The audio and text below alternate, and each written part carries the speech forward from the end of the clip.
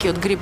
397 дојави за насилство и злоупотреба на детскиот труд. Ова се само регистрираните случаи за минатата година на СОС телефонот во детската амбасада Меѓаши. Случаи за минатата година на СОС телефонот во првата детска амбасада Меѓаши.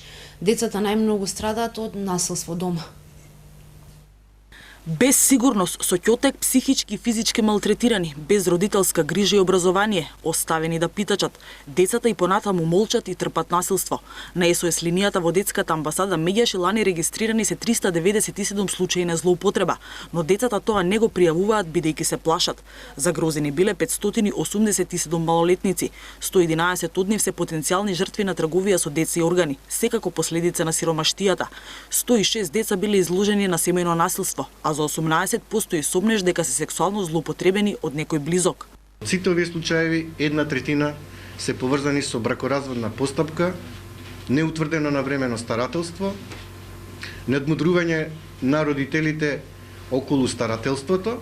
Од Меѓаши апелираат на поголема ангажираност на социјалните центри за заштита на децата.